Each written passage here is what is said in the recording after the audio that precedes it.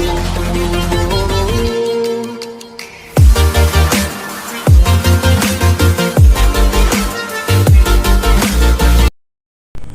Friends, welcome back to my YouTube channel. Friends, ये आपके सामने डेल्टन का यूनिट है गोदरेज का। इसमें जो फॉल्ट है वो ये है कि इसका कंप्रेसर ट्रिप हो रहा है। अगर इसका कंप्रेसर ट्रिप होता है तो वहाँ पे क्या फॉल्ट होता है, हालांकि यहाँ पे क्या है, फैन मोटर एकदम रनिंग कंडीशन में, इसका जो रनिंग प्रेशर वो भी दिखाऊंगा, इसके एम्पेयर भी चेक करके दिखाऊंगा। सब कुछ ठीक है, बट फिर भी इसका कंप्रेसर ट्रिप हो रहा है। ट्रिप क्यों हो रहा है वो भी मैं आपको बताऊँगा, और आपके सामने भी अगर ये फॉल्ट आ रहा है तो आप उसको कैसे स्टेप बाय स्टेप चेक कर सकते हैं, जिससे कि आपके सामने अगर कोई प्रॉब्लम है उसको सॉल्व कर दें। सबसे पहले आप चेक करेंगे कि इसकी फैन मोटर जो है एकदम हीटिंग ऑट कर रही है। आप देख रहे हैं ये जो टी सेट है ये भी उड़ना स्टार्ट हो गई, क्योंकि यहाँ पे क्या है, फैन मोटर की जो हीट है एकदम प्रॉपर तरीके से हीट ऑट कर रहा है, कोई दिक्कत नहीं, सब कुछ ठीक है। उसके बाद इसमें रनिंग प्रेशर दिखाऊंगा। इसमें जो गैस है वो R22A रेफ्रिजरेंट है, और इसके जो एम्पेयर है वो भी 6 एम्पेयर चल रहे हैं। मैंने पहले से इस पर एम्पेयर नोट करके रखे हैं। यहाँ पे 400 एम्पेयर पे ये सेलेक्ट है, बाकी 6 एम्पेयर ये ले रहा है। यहाँ पे डेल्टन यूनिट है, 6 से 7 एम्पेयर लेता है। उसमें जो रेफ्रिजरेंट है वो भी मैं आपको दिखा रहा हूँ, R22 रेफ्रिजरेंट है, वो 1120 ग्राम यहाँ पर गैस चार्ज की है। अब इसका जो रनिंग प्रेशर है वो आप देख लें कि इसका जो रनिंग प्रेशर है वो तकरीबन 60 PSI तक इसका रनिंग प्रेशर है। 60 से 65 PSI होना चाहिए। अगर बाहर का टेम्परेचर बहुत ज़्यादा है तो आप 70 भी रख सकते हैं, कोई दिक्कत नहीं है, वो बाहर के टेम्परेचर अकॉर्डिंग डिपेंड करता है। बाकी इसकी रिटर्न है जो आप देख रहे हैं, रिटर्न भी अच्छे से आ रही है, कोई दिक्कत नहीं है, बहुत चिल्ड है, एकदम हाथ रखा है तो रिटर्न बहुत अच्छे से चिल्ड है। एम्पेयर भी ठीक चल रहे हैं। अगर आपके सामने ये जो है कंप्रेसर ट्रिप हो रहा है तो हो सकता है गैस ओवर हो, तब ये कंप्रेसर ट्रिप होता है कि गैस ओवर है, तो इस वजह से क्या है, ये हाई एम्पेयर लेगा और बंद हो जाएगा। या फिर आपका जो कैपेसिटर होता है, इसके अंदर डेल्टन यूनिट में कैपेसिटर लगाता है 50 UF का, तो अगर वो वीक हो जाता है तो वहाँ पे हाई एम्पेयर लेता है, कंप्रेसर जो है ट्रिप होके बंद हो जाता है। या फिर वोल्टेज बहुत ज़्यादा ओवर हो, वोल्टेज ज़्यादा आता हूँ। यहाँ पे क्या है, आपको मैं दिखाता हूँ वोल्टेज चेक करके। यहाँ पे इसको क्या है, DC वोल्ट, AC वोल्ट पे सेलेक्ट करना है, आपको ध्यान रखना है, DC पे नहीं AC पे। यहाँ पे जो आप देख रहे हैं AC वोल्ट पे मैंने सेलेक्ट कर दिया। इसके बाद मैं आपको वोल्टेज चेक करके दिखाता हूँ, ये दोनों आपको लगाना है। तो यहाँ पे आप देख रहे हैं वोल्टेज 215, 216 इस तरीके से वोल्टेज आ रहे हैं, तो वोल्टेज भी ठीक है, कोई दिक्कत नहीं है। तो आप इस तरीके से वोल्टेज भी चेक कर सकते हैं। यहाँ पे दोनों नोब लगा के उसके बाद देख रहे हैं आप 217, 216 इस तरीके से वोल्टेज आ रहे हैं। तो इस तरीके से आप वोल्टेज चेक कर सकते हैं। अगर वोल्टेज ओवर होंगे फिर भी ये कंप्रेसर जो है ट्रिप होके बंद हो जाएगा, क्योंकि अगर 250, 300 वोल्टेज होंगे तो इस मतलब 300 वोल्टेज तक आ रहे हैं, तो यहाँ पे क्या है 250 तक, अगर 200 से 220 से 230, 40, 50 तक आते हैं, ठीक है, अच्छे चलेगा। अगर 250 आ रहे हैं या 250 से ऊपर आए ना, तो ये कंप्रेसर जो है ट्रिप होके बंद हो जाएगा। तो ये चीज़ चेक करनी है। या फिर आपका पाइप कहीं से पंचे, तब भी एक जो कंप्रेसर है रनिंग में चलेगा कुछ देर, उसके बाद ये ट्रिप होके बंद हो जाएगा। तो ये चीज़ आपको नोट करनी है। उसके बाद आपको देखना है फैन मोटर जो है एकदम प्रॉपर तरीके से हीट ऑट करे। अगर ये ऑट नहीं करेगा तो आपका कंप्रेसर ट्रिप होके बंद हो जाएगा। इस चीज़ का भी आपको ध्यान रखना है।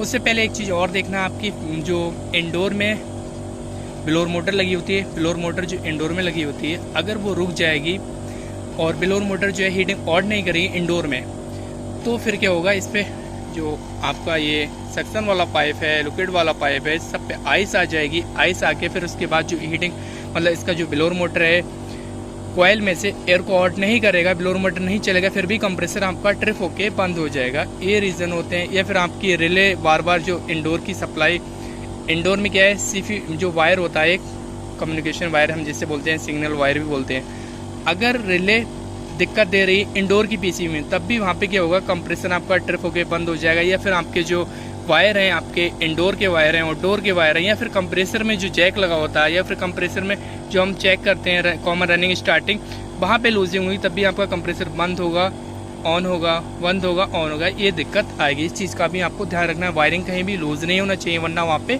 ट्रिपिंग के चांसेस रहते हैं। यहाँ पे जो फिलहाल फॉल्ट है वो मैं आपको बता रहा हूँ। इसकी जो मोटर है अभी ठीक चल रही है, सब कुछ ठीक है, एकदम ओके, कोई दिक्कत नहीं। बट आधे घंटे के बाद इसकी मोटर इतना हीट हो जाती है कि ये मोटर जो है हीट होके बंद हो जाती है। उसके बाद जो कंप्रेसर है ट्रिप होके बंद हो जाता है, क्योंकि जब तक हीटिंग ऑट नहीं होगी, हीटिंग कंडेंसर की जो बैक साइड हीटिंग कंडेंसर है, यहाँ से जो हीटिंग होती है, और कंप्रेसर जो है जब तक हीटिंग ऑड नहीं हुई, फैन ऑड नहीं करेगा, तब ये दिक्कत आ रही है। आप देख रहे हैं आपके सामने ये दिक्कत आ गई कि ये फैन मोटर रुक गई।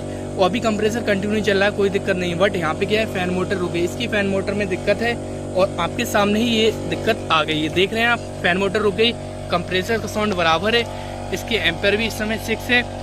अब ये जो कंप्रेसर है वो ट्रिप होके बंद हो जाएगा, ये दिक्कत आ रही है। तो यहाँ पर आपको ये भी नोट कर लेना कि आधे घंटे के बाद कुछ मोटरें ऐसी होती हैं रुक जाती हैं या बंद हो जाती हैं, तो वहाँ पे क्या होता है, कंप्रेसर आपका ट्रिप होके बंद हो जाए। यहाँ पर एम्पेयर भी बढ़ना स्टार्ट हो गया, अभी 6 थे अब 7 हो गए, आहिस्ता आहिस्ता ये एम्पेयर बढ़ जाते हैं, उसके बाद ये जो है कंप्रेसर कट कर देता है। तो इस तरीके की अगर प्रॉब्लम आ रही है तो आप एक चीज़ और ध्यान रखें, जब फैन मोटर बंद हो जाएगा तो यहाँ पे क्या है, इसका जो प्रेशर है वो भी बढ़ना स्टार्ट हो जाता है। तो ये देख रहे हैं आप, एम्पेयर जो है 8 हो गए। इसी तरीके से आहिस्ता आहिस्ता एम्पेयर बढ़ते हैं, वहाँ पे फिर क्या है, कंप्रेसर जो है और साउंड भी कंप्रेसर करने लगा, आपको वो सुनाई आता होगा कंप्रेसर का साउंड।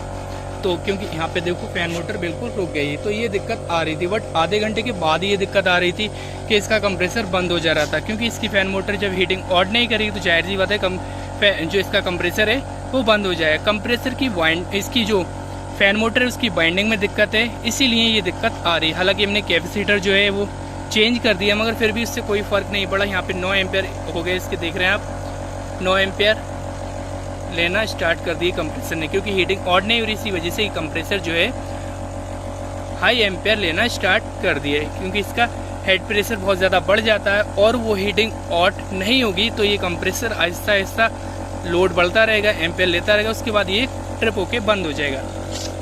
तो यहाँ पे जो दिक्कत है वो फैन की है, फैन मोटर आपको रिप्लेस करना पड़ेगा, तभी ये प्रॉब्लम सॉल्व होगी। हालांकि सब कुछ ठीक है, गैस भी ठीक थी, एम्पेयर भी ठीक ले रहा था, बट फैन मोटर रुक गई। तो ये अभी 10 एम्पेयर तकरीबन हो गए, ये बंद हो जाएगा, फिर मैं आपको दिखाता हूँ कि ये बंद होना स्टार्ट हो जाएगा। और बाकी सब कुछ ठीक है, एम्पेयर जब तक फैन मोटर चल रही थी 6 एम्पेयर थे, डेल्टन के 6 एम्पेयर होते हैं, रनिंग प्रेशर भी ठीक था, 60 या 65 PSI था उस समय।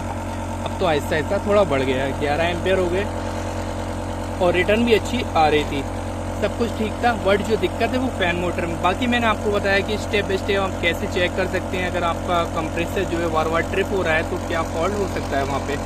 अभी यहाँ पे 12 एम्पेयर हो गया, अब बस कुछ ही देर में ये कंप्रेसर जो है वो ट्रिप हो गए बंद हो जाएगा। फिर उसके बाद फैन मोटर जो है जो हीट हो जाती है, ठंडी होगी, फैन मोटर की वाइंडिंग ठंडी होगी, थोड़ा रेस्ट मिलेगा, फिर ये ऑन हो जाती है। तो इस कंडीशन में कभी भी आपके सामने ऐसा केसेस आता है तो आप क्या करें, फैन मोटर जो है उसको रिप्लेस कर दें, आपकी जो प्रॉब्लम है वो सॉल्व हो जाएगी। अभी क्या है, 13 एम्पेयर लेना स्टार्ट कर दिए इसने, यहाँ पे आप देख रहे हैं 14 हो गए, अब ये बंद हो जाएगा क्योंकि ये साउंड भी बहुत करने लगा। 24 एम्पेयर तक, 25, 26। तो आपने देखा लाइव जो है, जो भी मैंने दिखाया था कि इसका जो कंप्रेसर है ट्रिप होके बंद हो गया। बाद में 24, 25, 26 एम्पेयर भी लिए, क्योंकि इसके कंप्रेसर का लोड बहुत ज़्यादा बढ़ गया, हेड प्रेशर बहुत ज़्यादा हो गया, हीटिंग बहुत ज़्यादा इकट्ठा हो गई। बट इसका जो फैन मोटर है वो नहीं चल रहा था, ये दिक्कत आ रही थी। तो अभी क्या है, मैं सिर्फ इसके फैन मोटर को मतलब चेंज कर दूंगा, उसके बाद जो प्रॉब्लम है वो सॉल्व हो जाएगी। तो फ्रेंड्स, ये इन्फॉर्मेशन कैसी लगे, अगर अच्छी लगे वीडियो को लाइक कर दो, चैनल पर नहीं विजिट किया चैनल को सब्सक्राइब कर दो। Thank you for watching.